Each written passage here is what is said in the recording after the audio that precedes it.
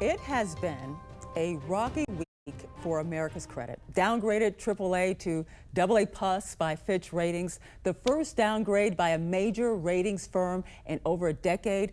So what does this mean for government spending? CEO and founder of Open the Books, Adam Andrzejewski, is joining us again this Friday. And welcome to you, Adam.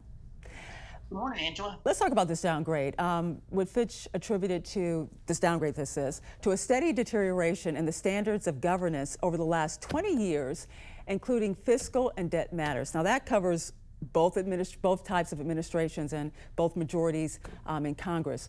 Do you think this is something that should have been expected when you look at all the turbulence we've seen, coming from Capitol Hill? Well, Congress is spending wildly. They've been spending wildly since 2019. For example, our credit card, our national debt has gone up by $10 trillion since 2019. Obviously, we had to deal with a pandemic, but they've been spending like it's out of control. So look, you mentioned 12 years ago, S&P, Standard & Poor's, downgraded U.S. credit. For those people paying attention to debt and spending, this didn't come out of left field. As a matter of fact, Fitch gave us a warning in May, and then in August, they downgraded our credit. What do you think, or how have we seen lawmakers react to this, and how should they react to this? Well, President Joe Biden is hitting the campaign trail on re-election, touting Bidenomics. And there's two actions of Bidenomics that have put us in this pickle. One is more spending and more debt.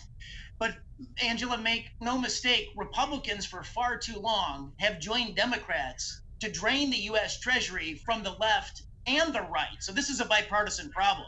It absolutely is. Since 1980, our national debt has exploded, going from under $1 trillion to today over $32.5 trillion. We talk about the significance of this debt, but I think few Americans really can grasp what it means for them. What does it mean for us when we look at the number going from $1 trillion to $32.5 trillion? Well, it means in 1972 that if you were holding $1, it's worth 14 cents today. Oh. So today, Angela, you better be a great investor, because by 2050, if you're holding $1 today, you need to be holding $8 just to keep your purchasing power.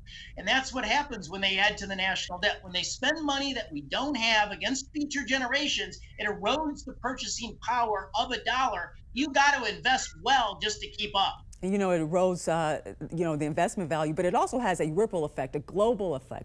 Talk to us about that. Well, the U.S. is the world's reserve currency. Now, that can go away if you have massive levels. China's trying to undermine that. And just ask Great Britain. They held world reserve currency for over 100 years, the British pound. And then in 1944, the dollar took over. So, things can happen if you do not watch your fiscal house. Let's just take, for example, over the course of the last 20 years, our national debt is up 6 times. So under George W. Bush, it was less than $6 trillion. Today under Joe Biden, it's pushing $33 trillion. That's through Obama, through Trump, multiple parties, multiple presidents. They're addicted to spending and adding to the national credit card. Well, Adam, where are we headed then? I mean, you want to say bankruptcy, but seriously, where are we headed if we keep on spending in this way?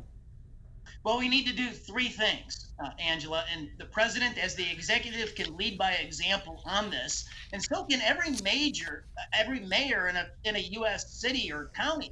We need executive leadership on spending. So the first thing is radical transparency. We need to see where every dollar and every dime is spent, and slap caps on spending. We need to limit government and empower the private sector. The second thing we need to do is declare war on wasteful spending. And the third thing to do is then report back to the American people on the success of this. Now at openthebooks.com, we believe in hard facts, no spin. We stand ready to help any executive, including the president, in this quest. All right. Thank you so much, Adam, from openthebooks.com. Have a good weekend.